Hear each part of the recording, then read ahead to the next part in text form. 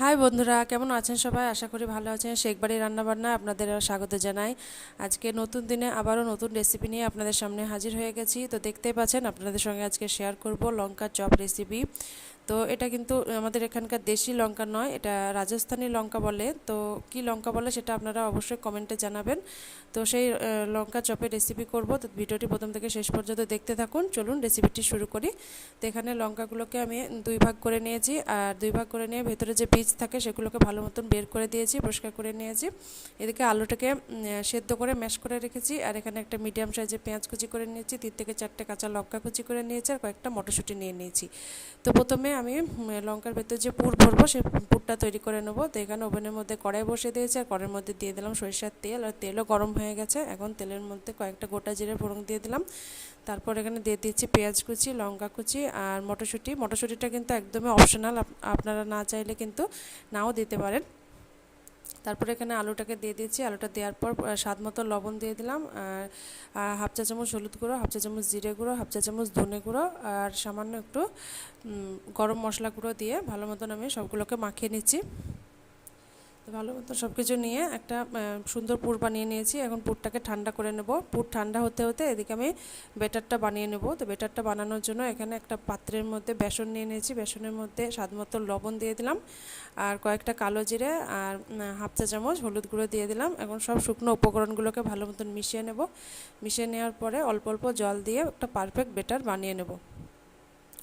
তো ব্যাটার বানানোর সময় কিন্তু জল একসঙ্গে দেওয়া যাবে না, তাহলে কিন্তু গুটি বেঁধে যাবে। তো তার জন্য অল্প অল্প জল দিয়ে ব্যাটারটাকে বানিয়ে নেব। তো দেখতে পাচ্ছেন এরকম থিকনেস হবে, এরকম থিক হবে ব্যাটারটা। এখন ব্যাটারটা আমার রেডি হয়ে গেছে। একটা ঢাকনার সাহায্যে ঢাকা দিয়ে আমি 5 মিনিটের জন্য রেস্টে রেখে দেবো।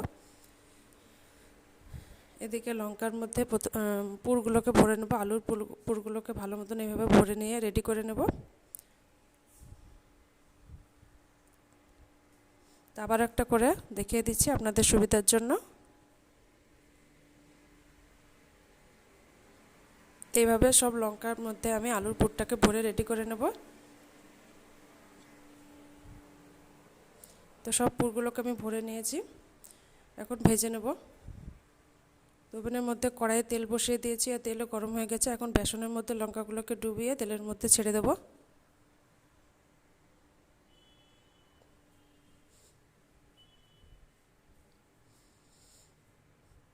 আর চপগুলোকে ভাজার সময় কিন্তু মিডিয়াম টু হাই আঁচে ভাজতে হবে।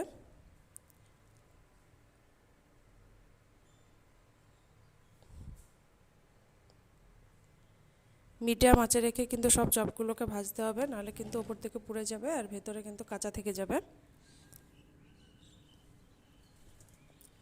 তো সবগুলোকে আমি উল্টে পাল্টে ভেজে উঠিয়ে নিয়েছি, বাকিগুলোকেও আমি একইভাবে ভেজে নেব।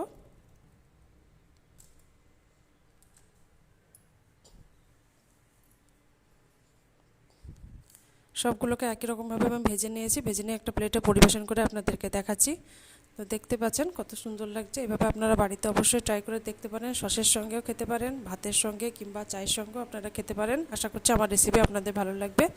ভালো লাগলে অবশ্যই কমেন্ট করে জানাবেন, সাথে লাইক করবেন, চ্যানেলটিকে সাবস্ক্রাইব করবেন, আর বেশি বেশি করে রেসিপিকে শেয়ার করবেন।